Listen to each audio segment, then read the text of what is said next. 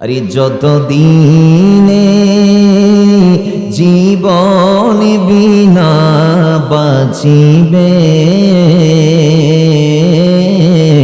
যত দিনে জীবন বিনা বাঁচিবে, কুশপথে চালাও মাফ করে দাও, শপথে চালাও মাফ করে দাও। পড়ি আল্লাহ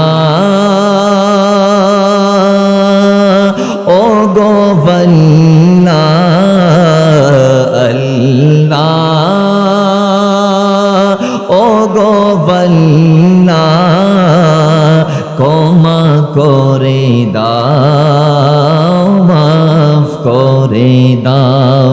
পড়ি ক্ষমা করে দাও। তোমাকে না দেখিয়া নবীকে না দেখিয়া ঈমান এনেছি তবুও, তোমাকে না দেখিয়া নবীকে না দেখিয়া ঈমান এনেছি তবুও, এই ওসিলাই রহমত দয়া বিলাবে, ওসিলাই রহমত দয়া বিলাও, ক্ষমা করে দাও মাফ করে দাও, ক্ষমা করে দাও মাফ করে দাও। আল্লাহ ও গো আল্লাহ, ক্ষমা করে দাও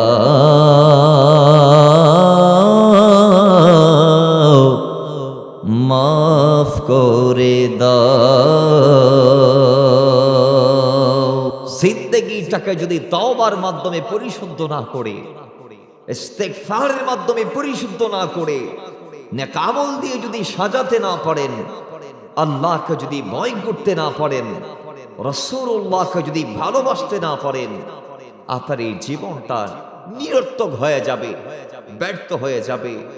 এজন্যে পরিবর্তন হোক আজকের এই মাহফিল থেকে, পরিবর্তন হোক সমাজে আপনার হাত ধরে, পরিবর্তন আসুক আপনার পরিবার, আপনার থেকে। আপনি যদি পরিবর্তন হন, আপনাকে দেখে আপনার পরিবার পরিবর্তন হবে, আপনার পরিবারকে দেখে আপনার সমাজ পরিবর্তন হবে, আপনার সমাজকে দেখে রাষ্ট্র পরিবর্তন হবে। আল্লাহ চাইলে একদিন গোটা কায়নাত পরিবর্তন হবে। কথা বলেন ঠিক কিনা? আল্লাহ আমাদেরকে নিজেকে চেঞ্জ করার তৌফিক দান করুন। আর একটু জোরে বলি আমিন। আলোচনা প্রবেশের আগে আমরা কয়েকবার দরুদে পাক পাঠ করি, এরপর ইনশাআল্লাহ আমরা ধারাবাহিকভাবে হব্বে মুস্তাফার উপরে কথা বলবো। আল্লাহ ততক্ষণে আমাদেরকে দরুদে মুস্তাফার দিকে মনোনিবেশ করার তৌফিক দান করুন। আমিন পড়েন। মহব্বতে দরুদ পড়ি। আল্লাহুম্মা সাল্লি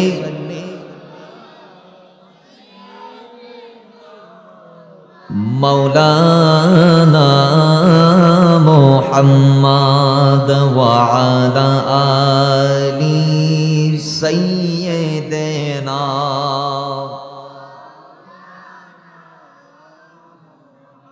আরে তোমাকে ডাকি যদি একবার আল্লাহ, আমাকে কাছে টানো বারে বারে। তোমাকে ডাকি যদি একবার আল্লাহ, আমাকে কাছে টানো বারে বারে। যদি পথ বলে যাই আমাকে দিও ঠাই, যদি পথ বলে যাই আমাকে দিও ওটাই দিও দিশে এইটুকু ভাবিদার আল্লাহ আমাকে কাছে টানো বারে বারে তোমাকে ডাকি যদি একবার আল্লাহ আমাকে কাছে টানো দুনিয়ার বুকে আমরা সবাই মুসাফির বনে যাই প্রতিদিন গুনাহের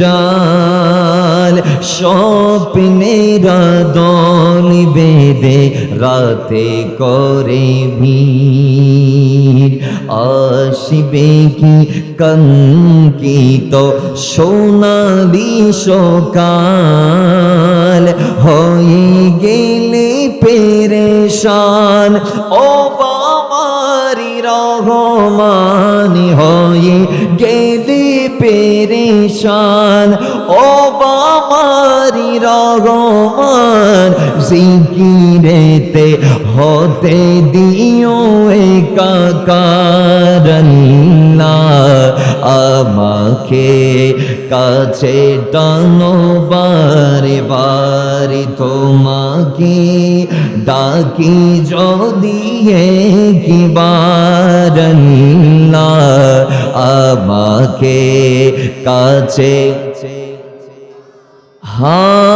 বিরহের বেতা গোলো বাড়ে প্রতিদিন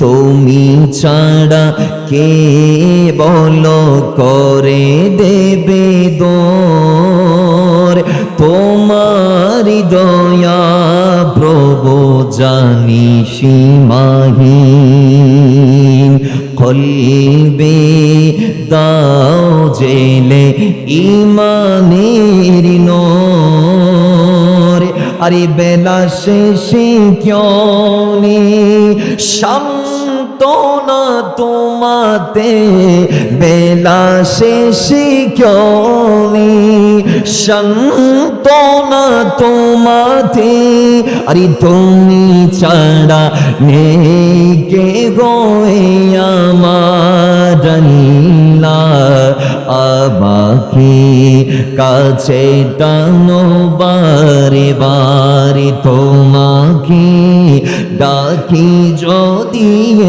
একবার আল্লাহ আমাকে কাছে টানো বারে বার আল্লাহুম্মা সাল্লি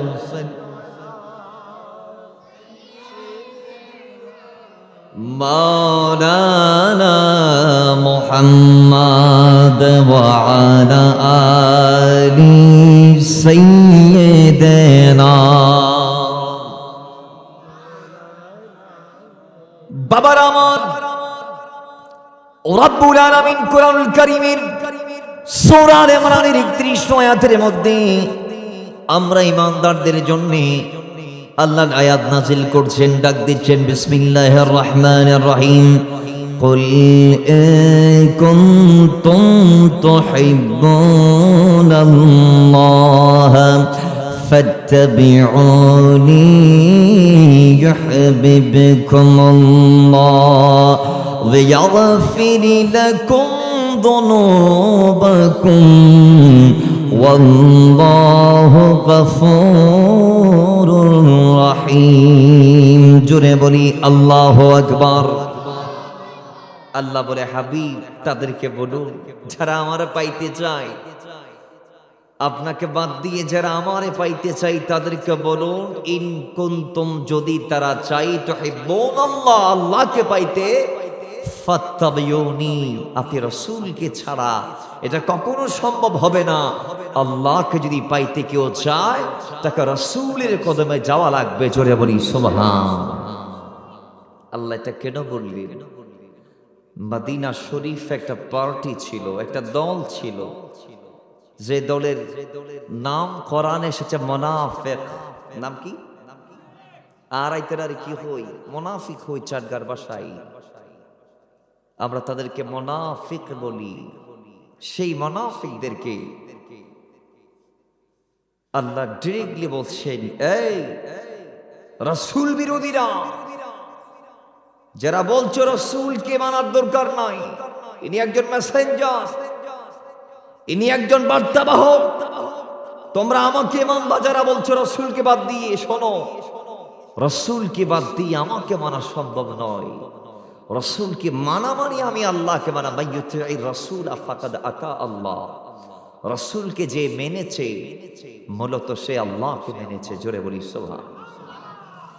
বাবারা আমার, মুনাফিকরা যখন ভালোভাবে ওযু না করি, নামাজের মধ্যে দাঁড়িয়ে রাসূলুল্লাহর পিছনে দাঁড়িয়ে তারা একজন আরেকজনকে বলি, রাসূলকে মানার দরকার নাই, মালিক হিসেবে আল্লাহকে আমরা মানি, আল্লাহ ছাড়া কারো গোলামি আমরা করতে পারবো না, রাসূলুল্লাহকে আমরা মানবো না।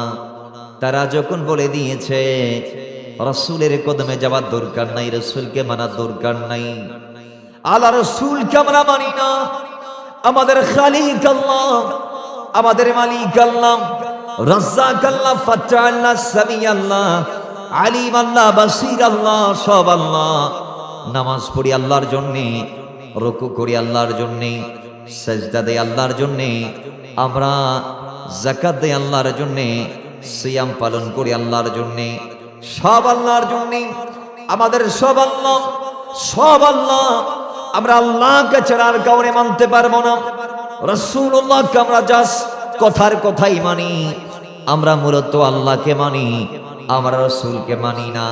রাসূলকে মানার দরকার নাই, এই কথা যখন তারা বলেছে, রব্বুল আলামিন ডাক দিয়ে বলে, জিবরাইল যাও মদিনায়, আমার রাসূলের বিরুদ্ধে ষড়যন্ত্র হচ্ছে।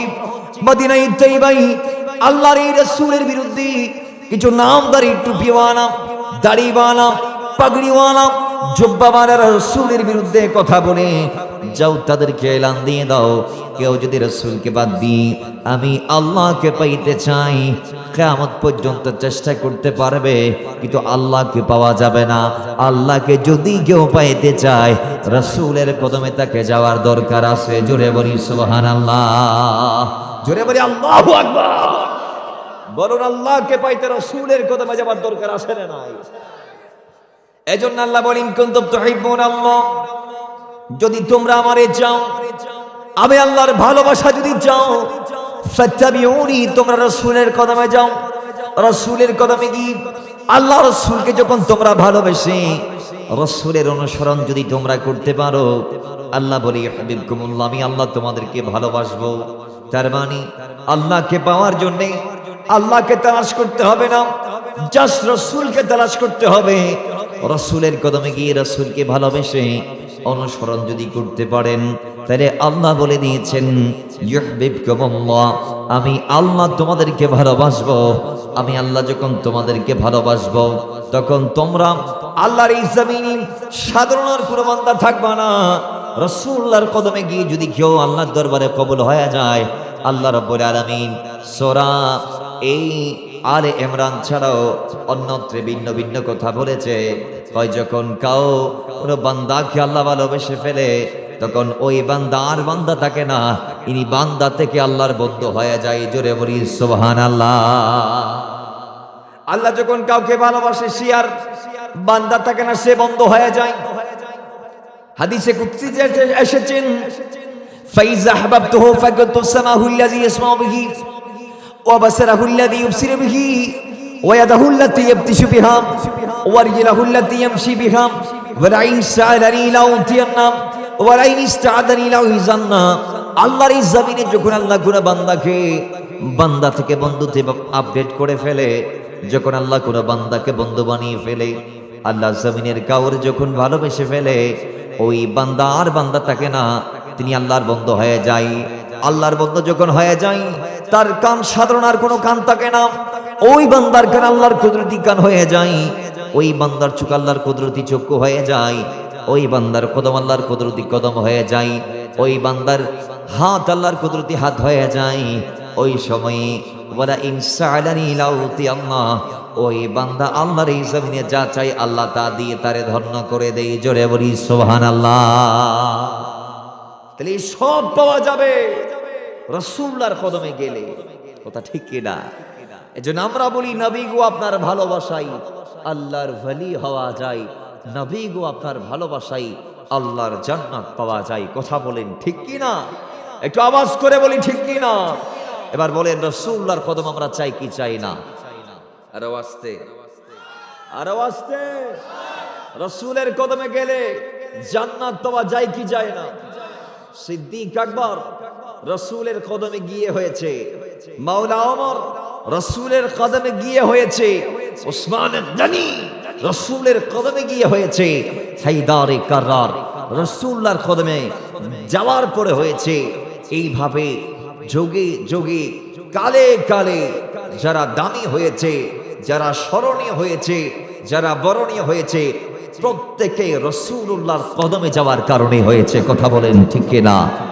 আর রাসূলের কদমকে যারা বাদ দিয়েছে, যারা রাসূলের ইত্তেবা করে নাই, যারা রাসূলকে ভালোবাসে নাই, তারা আবু জাহাল হয়েছে, আবু লাহাব হয়েছে, উতবা হয়েছে, শাইবা হয়েছে, ওয়ালিদ ইবনে মুগীরা হয়েছে, তারা মক্কার কুখ্যাত কাফের হয়েছে। কথা বলেন ঠিক কি না? এজন্য রাসূলের কদমে যেতে হবে, আমার নবীকে ভালোবাসতে হবে, নবীর অনুসরণ করতে হবে। রাসূলের অনুসরণ না করে আপনি কার অনুসরণ করবেন? আজকে আমাদের সমাজে একটা দল আছে, রাসূলকে ভালোবাসতে তারা চায় না, তারা রাসূলকে মানি, রাসূলকে অনুসরণ করব, কিন্তু ভালোবাসার কোনো কথা তারা পায় নাই। তারা বলে কোরআন হাদিসের কোথাও রাসূলকে ভালোবাসার কথা আমি পাই নাই। ওই বক্তা বলছে, আমি বলি কোরআনের বিভিন্ন জায়গায় আল্লাহ তার হাবিবকে ভালোবাসার কথা বলেছে, হাদিস রাসূলে আল্লাহ তার হাবিবকে ভালোবাসার কথা বলেছে। রাসূলুল্লাহ বলতে বলতে ইভেন কি এমনও বলে দিয়েছে, রাসূলুল্লাহকে সবচেয়ে বেশি ভালো না বাসলে আপনি ইমানদারই হতে পারবেন না। ঠিক কি না? এই হাদিসগুলা কি দুনিয়ার মোল্লাগুলা হাদিসে পাকের পৃষ্ঠা ছিঁড়ে ফেলে দিতে পারবে? ভাই বলেন না কি পারা যাবে? আপনি কি বুখারী শরীফের প্রথম খণ্ডের 14 নং হাদিস এবং মুসলিম শরীফের প্রথম খণ্ডের 77 নং যে হাদিস আছে, সেই হাদিসগুলা মুত্তাফাকুন আলাইহি সনদের, রাবি হচ্ছেন হযরতে আনাস রাদিয়াল্লাহু তাআলা। তিনি বলছেন, লা ইউমিনু আহাদুকুম হাত্তা আকুনা আহাব্বা ইলাইহি মিন ওয়ালিদিহি ওয়া বালাদিহি ওয়ান নাসি আজমাইন। আল্লাহর এই জমিনে ততক্ষণ পর্যন্ত কোন বান্দা পরিপূর্ণ ঈমানদার হতে পারবে না যতক্ষণ সে তার মায়ের চেয়ে বেশি, বাবার চেয়ে বেশি, স্ত্রীর চেয়ে বেশি, সন্তানের চেয়ে বেশি, ইভেন কি নাসি আজমাইন দ্বারা গোটা দুনিয়াতে যারা আছে সবাইকে আল্লাহর হাবিব বুঝিয়েছেন। রাসূলুল্লাহ সাল্লাল্লাহু তাআলা আলাইহি ওয়াসাল্লাম বলছেন, গোটা দুনিয়ার চেয়ে আমি রাসূলকে বেশি ভালো না বাসলে তুমি পরিপূর্ণ ঈমানদার হতে পারবে না। তার মানে বোঝা গিয়েছে রাসূলুল্লাহকে সবচেয়ে বেশি ভালোবাসলে আপনি পূর্ণ ঈমানদার হতে পারবেন। কথা বলেন ঠিক কি না? হাত তুলে বলেন ঠিক কি না? আল্লাহু আকবার। ইয়া রাসূলুল্লাহ, ঘরে ঘরে চালো, ঘরে ঘরে চালো, জিন্দাবাদ জিন্দাবাদ, হুঁশিয়ার সাবধান। রাসূলুল্লাহর কদমে যাওয়ার দরকার আছে না নাই? জোরে বলি আছে নাই? নবীকে ভালোবাসার দরকার আছে না নাই? রাসূলকে ভালোবাসলে সমস্ত নিয়ামতের অধিকারী আল্লাহ তোকে বানাবে। আল্লাহর এই জমিনের সব নিয়ামত আল্লাহ বলে, ওয়াতমামতু আলাইকুম নিয়ামতি, আমি সমস্ত নিয়ামতের দরওয়াজা উন্মুক্ত করে দিয়েছি আমার রাসূলের সাদাকায়। কথা বলেন ঠিক কি না? একটু আওয়াজ করে বলেন ঠিক কি না? এজন্য রাসূলকে লাগবে। রাসূল আপনার আছে, সব আপনার আছে। আপনার ঈমান আছে, আপনার আমল আছে, আপনার কাছে সব কিছু আছে, রাসূল যদি আপনার অন্তরে না থাকে, তাহলে আপনার অন্তরে আল্লাহ নাই, আপনার অন্তরে দ্বীন নাই, আল্লাহর ভয় নাই, ঈমান নাই, ইসলাম নাই, কোনো নিয়ামত নাই, ইবাদত কাজ দিবেন আপনাকে, আপনার কোনো রিয়াজত আল্লাহর দরবারে মকবুল হবে না, কোনো কোরবানি আল্লাহ আপনার কবুল করবেন না। কারণ মুনাফিকদের কিন্তু সাজদার কমতি ঘাটতি ছিল না, কিন্তু আল্লাহ বলে হাবিব মুনাফিকদের রুকুআ থাকলেও, নামাজ থাকলেও, দান সাদকা থাকলেও এদের ভিতর রাসূল নাই, এদের অন্তরে হব্বে মুস্তাফা নাই। এই জন্যে তাদের অন্তরে মুস্তাফার প্রেমটা না থাকার কারণে আল্লাহ বলে ওয়ালা তুসাল্লি আলা আহাদিম মিনহুম মাতা আবাদান ওয়ালা তাকুম আলা কবরি ইয়া রাসূলুল্লাহ। কোন মুনাফিক মারা গেলে তার জানাজা পড়াও জায়েজ নাই, তার কবর জিয়ারতও জায়েজ নাই, কারণ তার অন্তরে রাসূল নাই। কথা বলেন ঠিক কিনা? আওয়াজ দিয়ে বলেন ঠিক কিনা? এবার বলুন আমরা রাসূলুল্লাহর গোলামি করতে চাই কি চাই না? আল্লাহ আমাদেরকে গোলামে মুস্তাফা হিসেবে কবুল করুন। আর একটু জোরে বলি, আল্লাহ রাসূলের গোলামিতে শান্তি আছে না নাই? কল্যাণ আছে না নাই? নবীর কদমে জান্নাত আছে না নাই? আল্লাহ আমাদেরকে রাসূলুল্লাহকে ভালোবাসার তৌফিক দান করুন, আমিন পড়েন। মুহাব্বতে দরুদ পড়ি, আল্লাহুম্মা সাল্লি মাওলানা মুহাম্মদ ওয়া আলা আলি সাইয়্যিদিনা। আরে নবীকে ভালোবাসি বলে মোরা জফরাদি তবু ভালো বেশে যাব হুকমর যদি। আরে একতা আশিকি ছাড়া কেউ বোঝে না, সে কথা আশিকি ছাড়া কেউ বোঝে না। মোরা সুন্নিরা নবীর দিওয়ানা গো, সুন্নিরা নবীর দিওয়ানা। পড়ি আহলে সুন্নাত ওয়াল জামাত জিন্দাবাদ, আহলে সুন্নাত ওয়াল জামাত জিন্দাবাদ জিন্দাবাদ, আহলে সুন্নাত ওয়াল জামাত জিন্দাবাদ জিন্দাবাদ, আহলে সুন্নাত ওয়াল জামাত জিন্দাবাদ জিন্দাবাদ, জিন্দাবাদ জিন্দাবাদ, জিন্দাবাদ জিন্দাবাদ। কে কি বলে শুনিব না, কে কি বলে শুনিব না। মোরা সুন্নিরা নবীর দিওয়ানা গো, সুন্নিরা নবীর দিওয়ানা। আরে নবীর তাজিমে একটু দাঁড়ালে কত জনে কত কথা কয়, দিলে সালামি আমিরা তো জানি, এ দিলে শান্তিকে মনে হয়। ঠিক কিনা বলেন? হাত তুলে বলেন ঠিক কিনা? মদিনা মালাকে সালাম দেয়, আমাদেরকে বেদাতি বলে, নবীকে আমরা সালাম দেই, আমাদেরকে নবী পূজারি বলে। আমরা বলতে চাই তোমরাও আমার নবীকে সালাম দাও। কেমন লাগে মজা বুঝবা, অন্তরে নবীকে বসাও। কেমন লাগে মজা বুঝবা, কথা বলেন ঠিক কিনা? রাসূলকে বাদ দিয়ে কিছু পাওয়া যাবে? কিছু পাওয়া যাবে? কিছুর আশা করা যাবে? কবরের পারের আশা বলেন, হাসরে পারের আশা বলেন, নসরে পারের আশা বলেন, জান্নাত বলেন, জাহান্নাম থেকে বাঁচার ফরিয়াদ বলেন, কোনো কাজে আপনাকে কেউ সাহায্য করতে পারবে না। ইন্তেকালের পর থেকে আপনার প্রতিটা বিপদে আপনি রাসূলকে পাবেন। ঠিক কিনা? জোরে বলেন, জোরে বলি ঠিক কিনা? এজন্য শেখ বলছে, আমাদের আল্লামা ইকবাল বলছে, আর নবীর তাজিমে একটু দাঁড়ানি কত জনে কত কথা কয়, দিলে সালামি আমিরা তো জানি, এ দিলে শান্তিকে মনে হয়, যে না বুঝারে সে বুঝেবে না,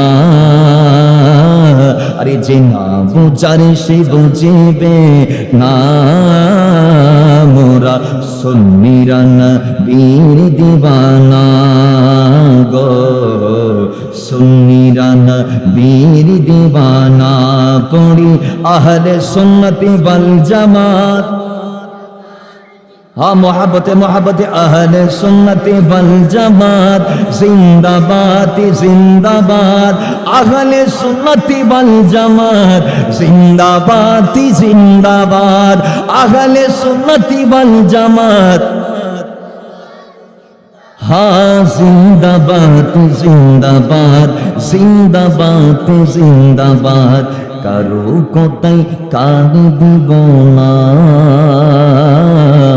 কে কি বলে শুনিব না, মোরা সুন্নিরা নবীর দিওয়ানা। আল্লাহুম্মা সাল্লি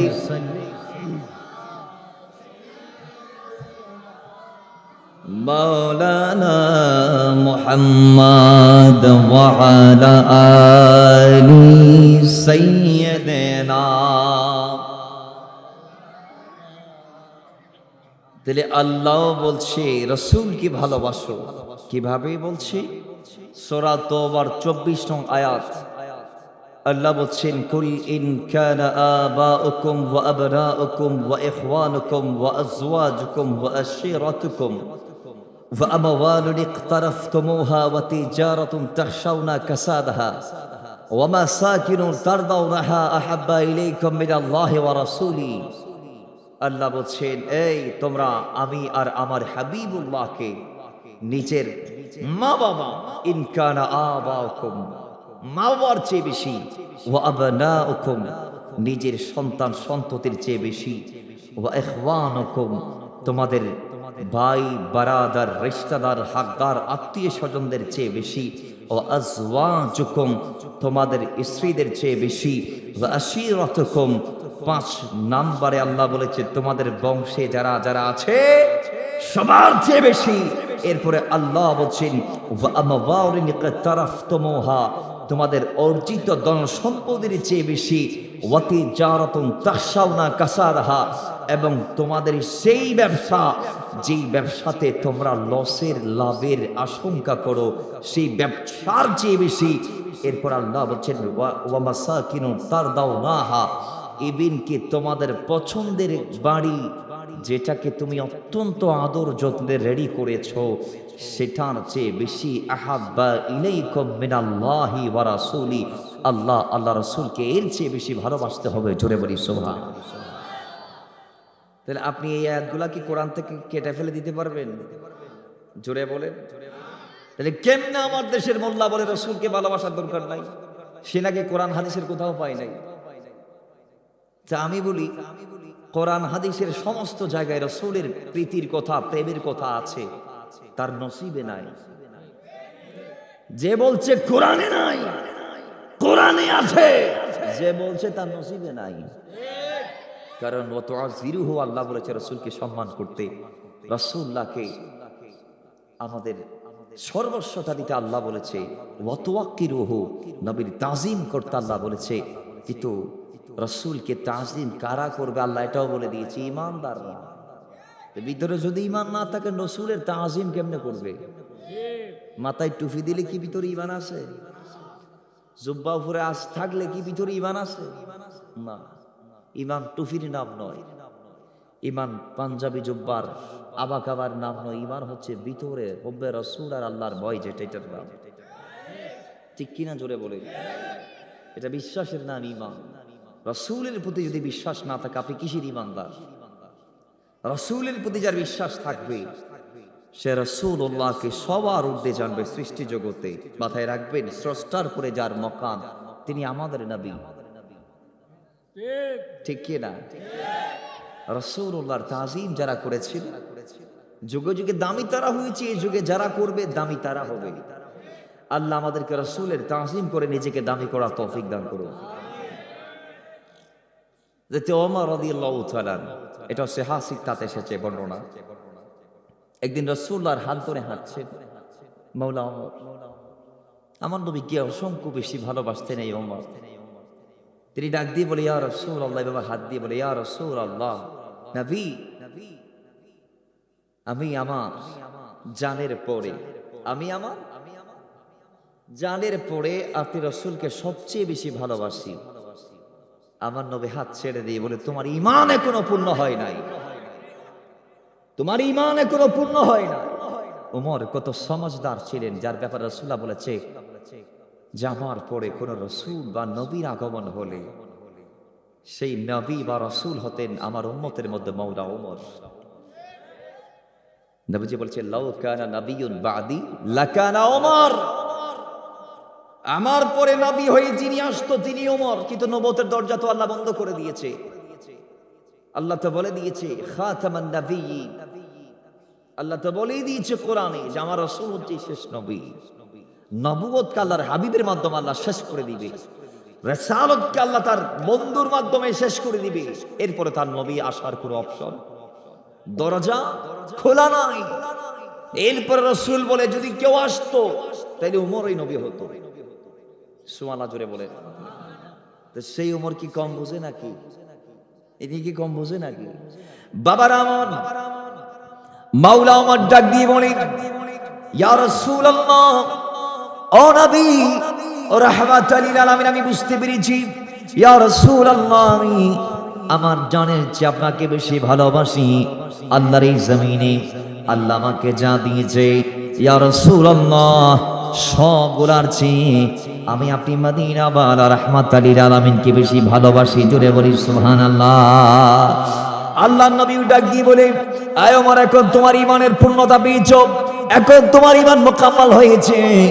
এই জন্য আল্লাহর নবী ডাক দিয়ে বলে, আলা লা ঈমানা লিমান লা মুহাব্বাতা লাহু, আলা লা ঈমানা লিমান লা মুহাব্বাতা লাহু, আলা লা ঈমানা লিমান লা মুহাব্বাতা লা। রাসূলুল্লাহ ডাক দিয়ে বলে, যার কলবে আমি রাসূল নাই তার কলবে ঈমান নাই, যার সিনায় আমি নাই তার ভিতরে ঈমান নাই, যার অন্তরে আমি রাসূল নাই, যার অন্তরে আমি রাসূলের ভালোবাসা নাই, রাসূল প্রীতি নাই, নবী নাই। রাসূলুল্লাহকে ভিতরে স্থান দেওয়ার দরকার আছে না নাই? রাসূলকে ভালোবাসে কে কি পেয়েছেন একটু শোনেন। এই হাদিস কানে এসেছে বুখারী মুসলিমের মধ্যে মিশকাতুল মাসাবির 426 নং পৃষ্ঠায় এসেছে। রাসূলুল্লাহর কদমে একজন সাহাবী গেলেন, গিয়ে জানতে চাইলেন, ইয়া রাসূলুল্লাহ পড়ি সাল্লাল্লাহু আলাইহি ওয়াসাল্লাম, নবী আমি জানতে চাই কিয়ামত কখন হবে। তাহলে সাহাবী যখন কিয়ামতের প্রশ্ন রাসূলুল্লাহকে করেছে, আমার নবী বলে, তোমার ধ্বংস হোক, কি সামান আছে তোমার কাছে? কিয়ামত সম্পর্কে জানতে চাও, কি রেডি রেখেছো? কিয়ামতের জন্য কি প্রস্তুত করে রেখেছো? সাহাবী চোখের পানি ছেড়ে দিয়ে বলে, ইয়া রাসূলুল্লাহ, নবী আমার তেমন কোনো আমল নাই, একটি আমল আমার কাছে আছে যে আমি আল্লাহ এবং তার হাবিবকে অন্তর থেকে ভালোবাসি। জোরে বলি সুবহানাল্লাহ। বাবার আমার সাহাবী নামাজ পড়তেন কিন্তু নামাজের কথা বলে নাই। আজকে আমাদের দেশে একদল আছে নামাজ নামাজ নামাজ নামাজ বলে, আছে না নাই? রোজা রোজা, রাসূলের নাম নাই, নামাজ রোজার নাম আছে, ঠিক কি না? নারে তাকবীর আছে, নারে রিসালাত, হ্যাঁ দিন ইসলাম আছে, এটা সাহেব ইসলাম নাই। আল কোরআনের আলো আছে কিন্তু সাহেবে কোরআনের নাম নাই। লা ইলাহা ইল্লাল্লাহ যদি কিয়ামত পর্যন্ত কেউ পড়ে, মুহাম্মদুর রাসূলুল্লাহকে যদি অস্বীকার করে, সে কি ঈমানদার হতে পারবে? ফতোয়া আপনারা দেন, সে কি ঈমানদার হইতে পারবে? তাহলে যারা নারে তাকবীর মানে, রিসালাত মানে না, এরা এই যুগের আহলে কিতাব। এরা এই যুগের কি আহলে কিতাব। এরা কিতাব মানে, সুন্নাত মানে না। আরেকটা দল আছে আহলে হাদিস, শুধু হাদিস মানবো। এদেরকে আপনারা কি বলেন?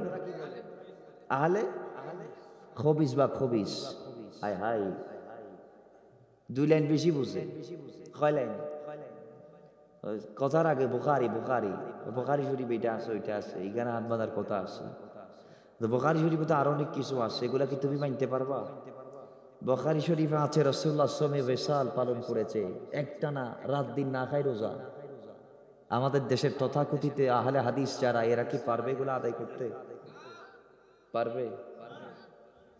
হাদিসে এসেছে উটের প্রস্রাব খাওয়ার কথা, এরা খায়নি, খায়নি তারা। হাদিসে এসেছে রাসূলুল্লাহ চাঁদকে 2 ভাগ করেছে, এরা পারে মনে হয়। হাদিসে এসেছে রাসূলুল্লাহ সূর্যকে পুনরায় আসরে এনেছে, এরা পারেনি।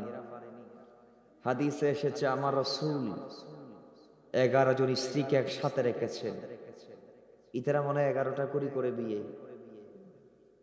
আমাদের জন্য কয়টা বলে না? মাসনা ওয়া সুলাসা ওয়া রুবা, একের পরে 2 3।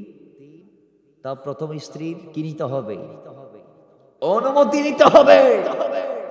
বড়ই দুঃখের বিষয়, আজকে দেখলাম বাংলার সুপ্রিম কোর্টের উপরে যেটা হাইকোর্ট, এদেশের সর্বোচ্চ বিবেকের নাম হচ্ছে হাইকোর্ট, এদেশের সর্বোচ্চ আদালতের নাম হাইকোর্ট। হাইকোর্ট আজকে রায় দিয়েছে যে স্বামী দ্বিতীয় বিয়ে করতে হলে তাকে প্রথম বউয়ের অনুমতির দরকার নাই। জোরে বলি নাউজুবিল্লাহ। এই রায়টা সম্পূর্ণ ইসলামের বিপরীতে চলে গেছে। ইসলাম বলেছে দ্বিতীয় বিয়ের ক্ষেত্রে প্রথম বউয়ের অনুমতি লাগবে। ইসলাম দ্বিতীয় বিয়ের অনুমতি দিয়েছে শর্ত সাপেক্ষে। কি সাপেক্ষে? সেখানে প্রথম বউয়ের অনুমতির দরকার আছে না নাই?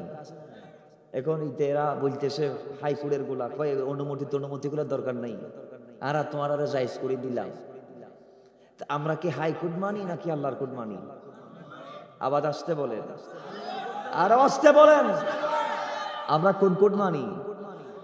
আল্লাহর কোর্টের আইন হচ্ছে দ্বিতীয় বিয়ের ক্ষেত্রে প্রথম স্ত্রীর অনুমতি লাগবে। আল্লাহ আমাদের মানার তৌফিক দান করুন। আর ধিক্কার জানাই বাংলাদেশের সেই হাইকোর্টের মঙ্গড়া আইনকে, যেই আইন ইসলামের বিরুদ্ধে যায়, সেই আইনকে আমরা বৃদ্ধাঙ্গুলি দেখাই। আর যে আইন রাসূলুল্লাহর দেয়া সুন্নাত এবং কোরআনের পক্ষে আসে, সেই আইনকে আমরা মাথা পেতে নিতে রাজি আছি। কথা বলেন ঠিক না? রাসূলুল্লাহর বিরুদ্ধে আইন যদি আমার বাবাও করে, আমরা বাবাকে তালাক দিব। দেশ কেন? বিবেক কেন? আদালত কেন? কোর্ট কেন? আমার বাবাও যদি আইন করে, দেশের সরকার প্রধানও যদি আইন করে, আমরা সরকারকে তালাক দিব।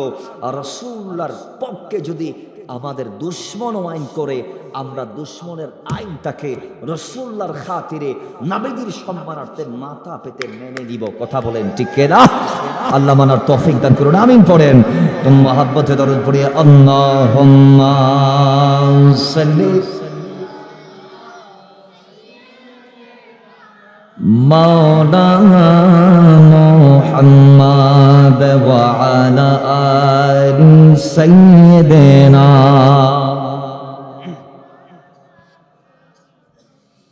বাবার আমার, আল্লাহর নবী রাহমাতাল লিল আলামিন যখন বললেন, সাহাবী কিয়ামতের সম্পর্কে জানতে চাও, কি সামান তোমার রেডি আছে, কি জোগাড় করেছো, আমি রাসূল জানতে চাই।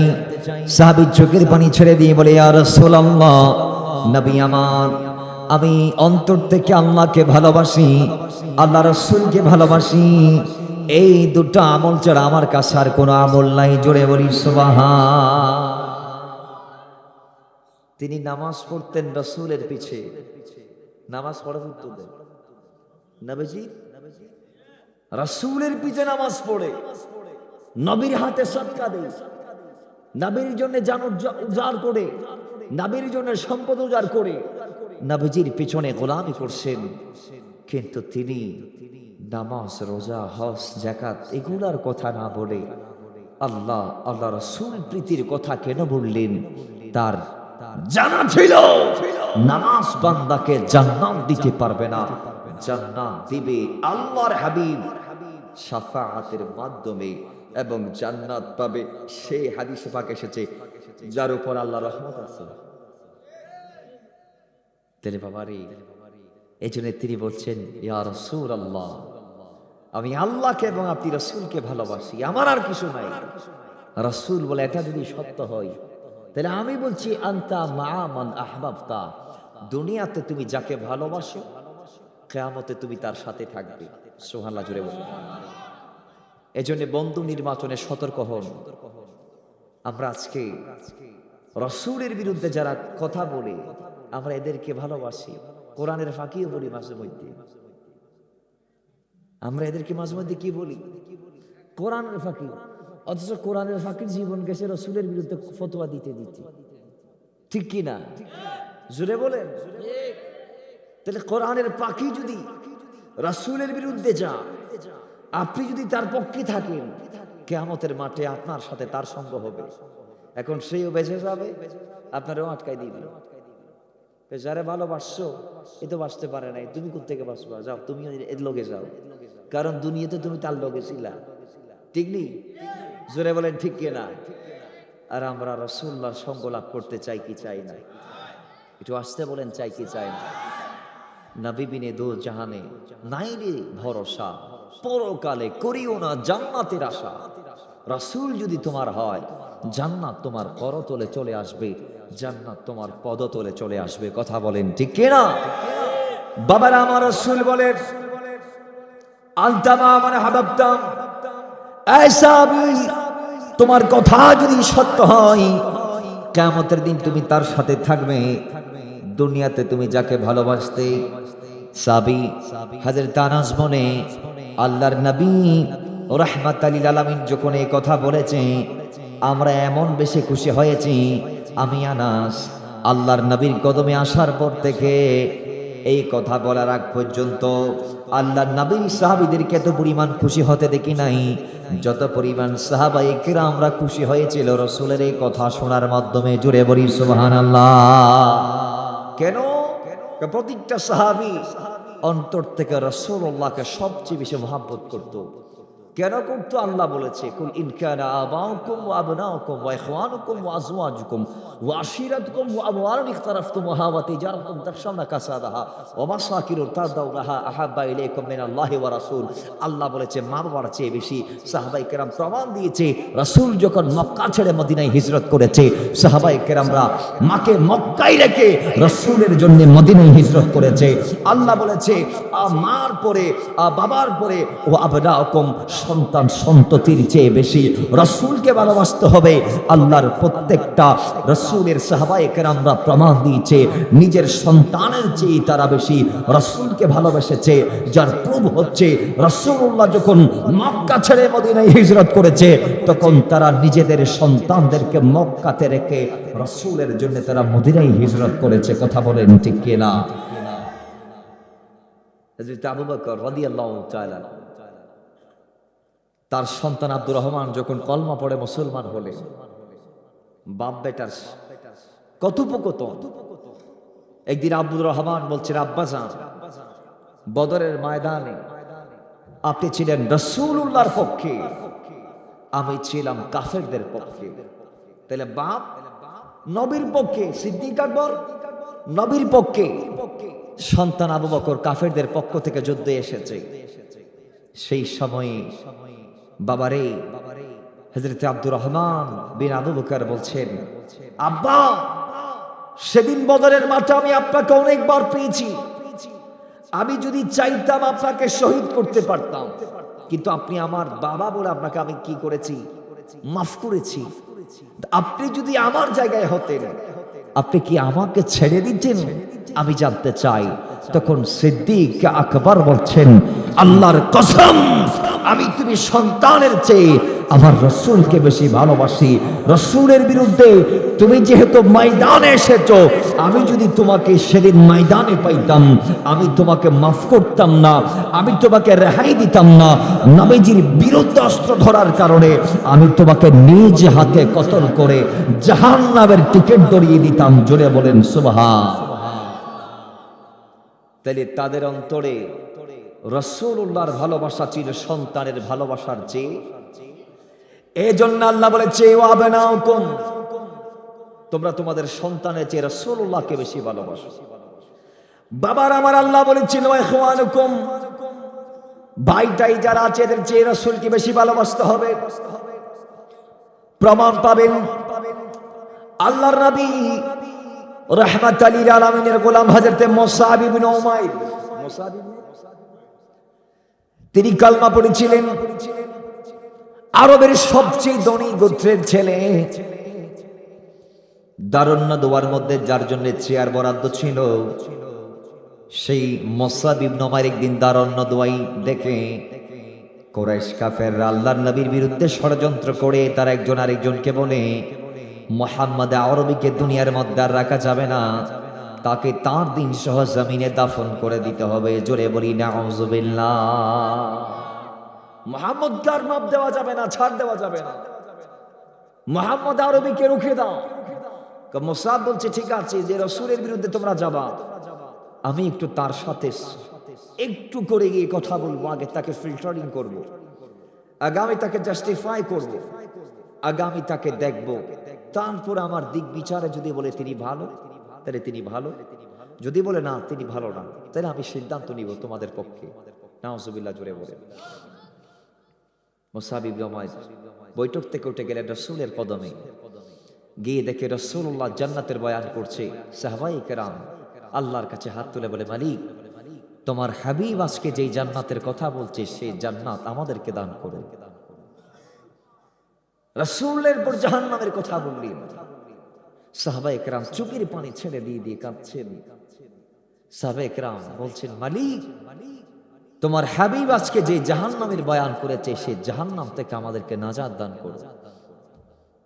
মুসআব যখন সে বৈঠকে গেলেন, এটা সার ব্যবস্থা করে, মুসআব যখন সেই বৈঠকে গেলেন, তখন হযরত মুসআব ইবনে উমাইর বৈঠকের শেষ প্রান্তে বসে সবগুলা শুনে বৈঠক শেষে তিনি রাসূলুল্লাহর কদমে গিয়ে কলমা পড়ে মুসলমান হয়ে ঈমানের সবক নিয়ে নিলেন। জোরে বলেন সুবহান। তিনি কলমা পড়ে মুসলমান হয়ে গেলেন। বলেন কলমা পড়ে মুসলমান হয়ে গেলেন। একটা শর্ত দিলেন, ইয়া রাসূলুল্লাহ আমি যে কলমা পড়েছি এটা কাউকে বলা যাবে না, কারণ আমার মা হচ্ছে অনেক বড় মালকিন, অনেক বড় ধনী, এটা আমার মা, যে দিয়ে আমি জানি সে মানবে না ইসলামকে, এজন্য আমার মাকে বলিয়েন না। একটা অনুরোধ এটা আমার, এবং আমার এই বিষয় এটা হাইড রাখতে হবে। ঠিক আছে রাসূল বলে ওকে। এখন দিন মাস বছর তিনি রাসূলের কদমে যাই, নামাজ পড়ে আমার নবীর মতো করে প্রেয়ার করে প্রার্থনা করে কোরআনুল কারীমের তেলাওয়াত করে গোপনে গোপনে। সুবহানাল্লাহ জোরে বলেন। এখন বাবা একদিন তার মার কাছে খবর গেছে যে মাকে বলা হয়েছে যে আপনার সন্তান মুসআব রাসূলুল্লাহ কলমা পড়ে মুসলমান হয়ে গিয়েছে, তাকে রুখতে হবে। বাস যে কথা সেই কাজ। মা সন্তানকে গ্রেফতার করলেন। জিজ্ঞাসাবাদ শুরু হলো, বলো যে তোমার ব্যাপারে যে আরবের মানুষরা কথাগুলা বলছে তুমি নাকি কলমা পড়েছো, মুসলমান হয়েছো, এগুলা কি সত্য? মুসআব অভয় কণ্ঠে বললেন, অবশ্যই সত্য, রাসূলুল্লাহর কদমে আমি কলমা পড়ে মুসলমান হয়ে গিয়েছি। এখন তাকে গ্রেফতার করা হলো। নিজের ঘরের মধ্যে তিনি জেল কেটেছিলেন।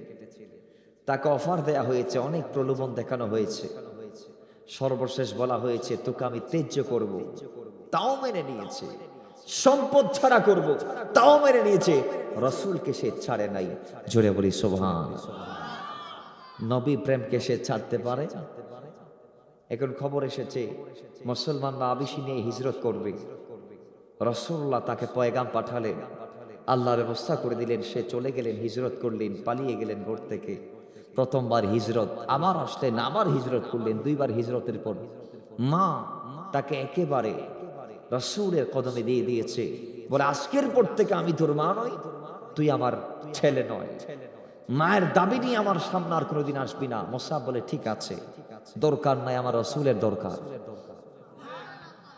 আমার মার দরকার নাই, আমার কার দরকার? রাসূলের দরকার, আমার এগুলার দরকার নাই। সে মুসাব বলে আমি রাসূলের দরকার, আমার রাসূলের দরকার। তিনি রাসূলের কদমে গেলেন। দেবার রাসূলের কদমে গিয়ে রাসূলুল্লাহ থেকে একটা দায়িত্ব পাইলেন, মদিনা শরীফে মানুষদেরকে ইসলামের তাগিদ দেয়া। সুবহানাল্লাহ পড়বেন না? তিনি ছিলেন ইসলামের প্রথম ঝান্ডাবাহক, তিনি ছিলেন রাসূলুল্লাহর প্রথম প্রতিনিধি। আমার নবীর দূত হয়ে তিনি মদিনায় গেলেন। সেখানে গিয়ে তিনি দীর্ঘদিন খেদমত করলেন। পরবর্তীতে আল্লাহ নবী সেখানে হিজরত করলেন। সেখানে হিজরত করার 1 বছর পরে যুদ্ধ হয়েছে কাফেরদের সাথে, মুসলমানদের সাথে, যেটাকে ইতিহাসের প্রথম যুদ্ধ বলে, যেটার নাম হচ্ছে গাজওয়ায়ে বাদার, মানে বদরের যুদ্ধ। কির যুদ্ধ? বাবার আমার বদরের যুদ্ধে মুসাবের ভাই গ্রেফতার হলো। মুসাবের ভাই এসেছে কাফেরদের পক্ষে। মুসাব আমার নবীর পক্ষে রাসূলের ঝান্ডা বাহক ছিলেন। বদরের যুদ্ধের পতাকা মুসাব তার হাতে নিয়েছিলেন। রাসূলের পাশে সেই পতাকা নিয়ে দাঁড়িয়েছিলেন। মুসলিম যোদ্ধাদের সারির অগ্রভাগে পতাকাবাহী যেই যুবকটা ছিল, সেই যুবকটার নাম ছিল মুসআব ইবনে উমাইর। জোরে বলি সুবহান। বাবার আমার সেই মুসাব যুদ্ধ শেষ হলো, মুসলমানদেরকে আল্লাহ বিজয় দান করলেন। এরপরে দেখা গিয়েছে তার ভাই আল্লাহর নবীর বাহিনীর হাতে বন্দী হয়েছে, তার হাত পা বাঁধা। একজন মুসলমান তাকে বন্দী করেছে। ভাই যখন তার পাশ দিয়ে হেঁটে যাচ্ছে, মুসআব ইবনে উমাইরের ভাইকে মুসআব ইবনে উমাইর ডাক দিয়ে বলেছে, ভাই মুসলমান উনি আমাকে বেঁধেছে, গ্রেফতার করেছে, সে আমাকে শক্ত করে বেঁধেছে, আমি কষ্ট পাচ্ছি, আপনি একটু আমাকে ভাই হিসাবে আপনার জিম্মায় নিয়ে নেন। আমি আল্লাহর এই জমিনে আপনার মায়ের পেটের এক রক্তের ভাই, কথা বলেন ঠিক কিনা? আমি আপনার মায়ের পেটের ভাই, এক রক্ত, আপনার গায়ে যে রক্ত আমার গায়ে সেই রক্ত, তো আপনি একটু আমাকে নিয়ে নেন, ওনার থেকে আপনার আমাকে ছেড়ে নেন, ওনার জিম্মা থেকে আমি আপনার জিম্মায় থাকতে চাই। তখন মুসআব ইবনে উমাইর আপন ভাইকে বলে, কে ভাই? কোন ভাই? কার ভাই? তুমি আমার ভাই নও, তুমি তো মুশরিক।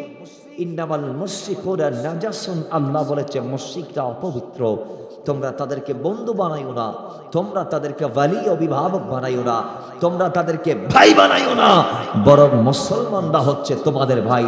সুতরাং হযরতে মুসআব ইবনে উমাইর বলছে, তুমি আমার ভাই নও, বরং তোমাকে যেই মুসলমান বেঁধেছে সেই হচ্ছে আমার ভাই। জোরে বলি সুবহান। তারা প্রমাণ দিয়েছে তারা ভাইয়ের চেয়ে রাসূলকে বেশি ভালোবাসেছে। যেজন্য আল্লাহ বলছে ওয়া ইখওয়ানুকুম, ভাইয়ের চেয়ে রাসূলকে বেশি ভালোবাসো। আল্লাহ বলেছে ওয়া আজওয়াজুকুম, স্ত্রীকে যদ্দূর ভালোবাসো তার চেয়ে রাসূলুল্লাহকে কোটি গুণ বেশি ভালোবাসতে হবে। আল্লাহ বলতে বলতে আশিরাতুকুম, বংশের কথা বললেন। বলতে বলতে আমওয়ালুন ইখতারাফতুমুহা, সম্পদের চেয়ে রাসূলকে বেশি ভালোবাসতে বললেন।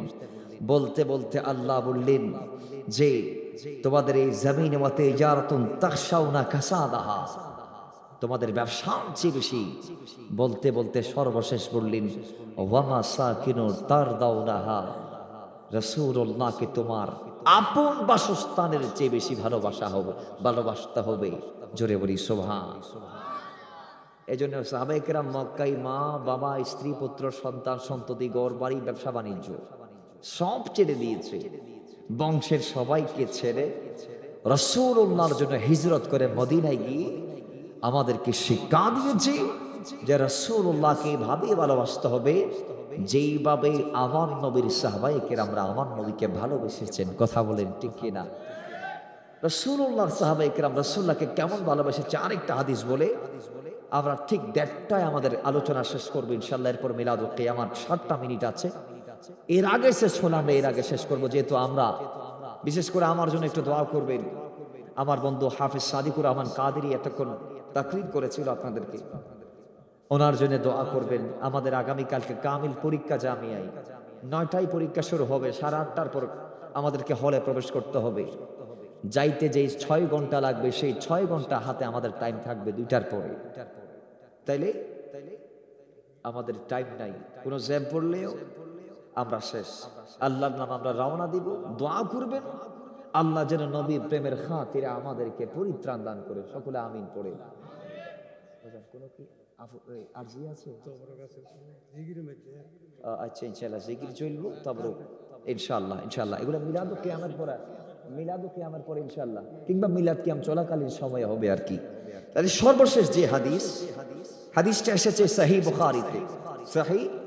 বুখারীতে 2581 নং হাদিসে রাবি হযরত উরওয়া ইবনে মাসউদ রাদিয়াল্লাহু তাআলা তিনি বলছেন, ওয়াল্লাহি লাকাদ ওয়াফাতু আলাল মুলুকি ওয়া ওয়াফাতু আলাল কাইসারা ওয়া কিসরা ওয়ান নাজাশি ওয়াল্লাহ ইন রাআইতু মালিকান কাত্তু ইউআযিমুহু আসহাবুহু মা ইউআযিমু আসহাবু মুহাম্মাদান সাল্লাল্লাহু তাআলা আলাইহি ওয়াসাল্লাম ওয়াল্লাহ ইন তানাখামা নুখামাতান ইল্লা ওয়াকাআত ফি কাফফি রাজুলিন মিনহুম ফাদালাকা বিহা ওয়াজহাহু ওয়া জিলদাহু ওয়া ইযা আমারহুম আবতাদারু আমরাহু ওয়া ইযা তাওদাআন কাদু ইয়াক্তাতিলুনা আলা উদুইহি। জোরে বলি সুবহানাল্লাহ।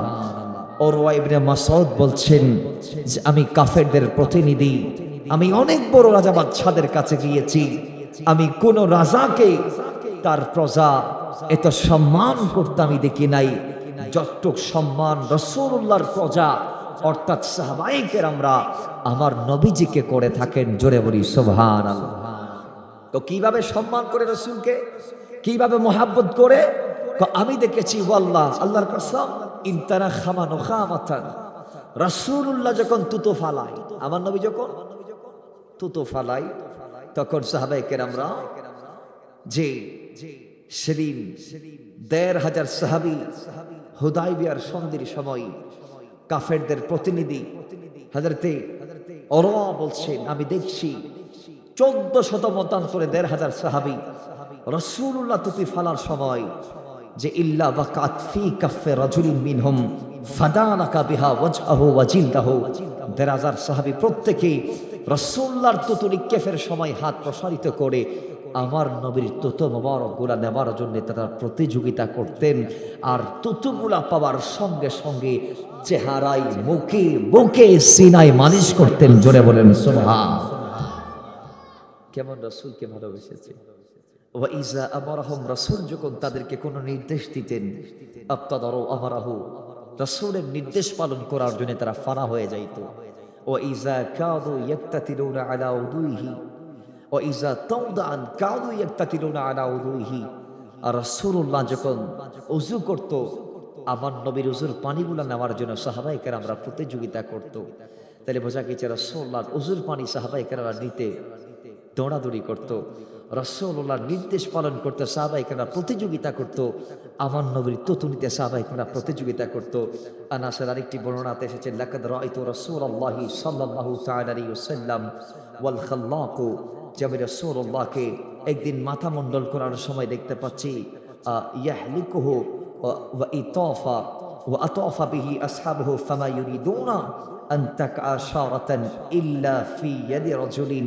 আমি দেখেছি একদিন রাসূলুল্লাহর মাথার চুলগুলা কাঁচি দ্বারা কাটা হচ্ছে, সাহাবায়ে কেরামরা দাঁড়িয়ে আছে চতুর্দিকে আমার নবীকে ভালোবেসে তার চুল মুবারকগুলা সংরক্ষণ করে রাখার জন্য। জোরে বলি সুবহানাল্লাহ। সেদিন একটি চুল পেয়েছিলেন হযরতে খালিদ বিন ওয়ালিদ, তিনি একটা যুদ্ধে মারাত্মকভাবে ফেঁসে গিয়েছিলেন। যুদ্ধ করতে করতে তার মাথার টুপিটা যুদ্ধের মাঠে কাফেরদের মাঝখানে পড়ে গিয়েছিল। হঠাৎ করে তিনি যখন দেখে তার মাথার টুপি কাফেরদের পায়ের নিচে, তখন তিনি কাফেরদেরকে তলোয়ারের আঘাতের মাধ্যমে জর্জরিত করে তাদেরকে ছেড়ে রাস্তা করে সেই মাথার লোহার টুপি উঠিয়ে নিয়েছিল। যুদ্ধ শেষ হলো, সাহাবায়ে কেরামরা জিজ্ঞেস করলেন, ভাই কাফেরদের মাঝখানে মাথা